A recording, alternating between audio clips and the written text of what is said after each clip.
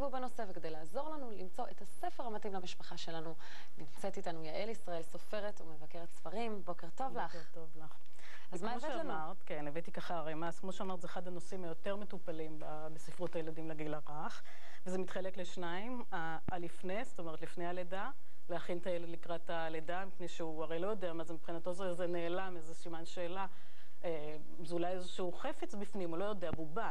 והחלק השני זה האחרי, זאת אומרת שכאן כבר נכנסים דברים הרבה יותר קשים כמו קנאה ותחרותיות בנחים והתחושה שהוא מוזנח. אז נתחיל במשהו ממש די חדש, שככה זה עתה הגיע, האח החדש של איתמר, של דוד גרוסמן, כן, שכבר צובר, אני רואה, מעריצים ממש רבים, וזה מתחיל באיזה רגע ממש יומיומי כזה שהאבא יושב עם הילד באמבטיה ורוחץ אותו, ותוך כדי כך הוא שואל אותו, אתה יודע מה יש לאמא בבטן? אז הילד אומר, כדורגל. אז הוא אומר לו, ומה תעשה איתו? אז הוא אומר לו, אני משחק איתו כדורגל, אני אבעט בו. אז כאן מתחיל ככה גרוסמן במין חוכמה פסיכולוגית כזאת עדינה של הבנה לגיל הרך, לנסות להראות לו, אבל תראה, יכאב לו אם תבעט בו, לא כדאי לבעוט בו, זה לא רצוי.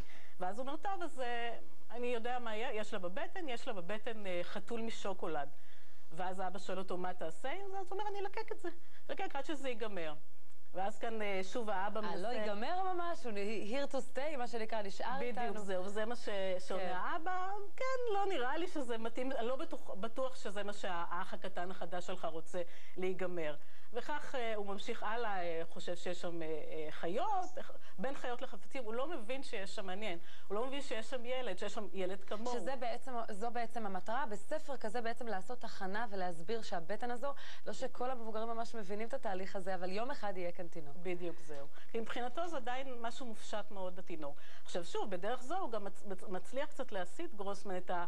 יש גם תוקפנות כאן ביחס כלפי איזה אח חדש, איזה אח ארטילאי שיבוא. אז הוא מנסה להסיט את התוקפנות לכיוון של אמפתיה לילד. כן. מכאן אנחנו מגיעים לספר אחר, שגם הוא כבר די ותיק, תינוק צקבר של רות פלס. פה זה כבר שני ילדים שהם בעצם, הם יודעים מה זה אח, שני ילדים, אח שלישי עומד לבוא, והם הם כאילו רוצים כבר שהוא יבוא, הם שמים את האוזן על הבטן של אמא וצועקים לו, צא כבר, אנחנו רוצים לשחק איתך, אנחנו רוצים, הכנו לך צעצועים, הכנו לך את החדר. זמני ביותר מניסיון אישי. בדיוק, אבל הם רוצים, כי הם שניים, הם יודעים שגם כיף אפשר להציק לילד החדש, כדאי. ואז האמא מנסה להגיד להם, אבל תשמעו, הוא לא רוצה לצאת, כאילו שוואיה. הוא מתפנן שהוא עושה בטן גב למה שהוא יצא. ואז שוב, הם מנסים לשכנע אותו לצאת, כי הם דווקא כן רוצים שהוא יצא. אז זה כאמור הלפני, השלב של הלפני. כאן מגיעים למשהו שהוא הרבה יותר, באמת, כן, השלב היותר קשה. את הספרים כדי שאנחנו נוכל לראות, כמובן. השלב היותר, שוב, אחרי שהתינוק נולד, ואז עולים באמת רגשות קשים של קנאה, שוב, אנחנו יודעים את כל התחושות האלה של ההזנחה. זה של יונתן יבין, אח לאח, יצא גם כן רק לפני כמה חודשים, אפשר לקנות בשבוע הספר, וזה מתמודד עם הנושא בצורה מאוד הומוריסטית, מאוד כזאת, קצת עוקצנית והיא מאוד יפה.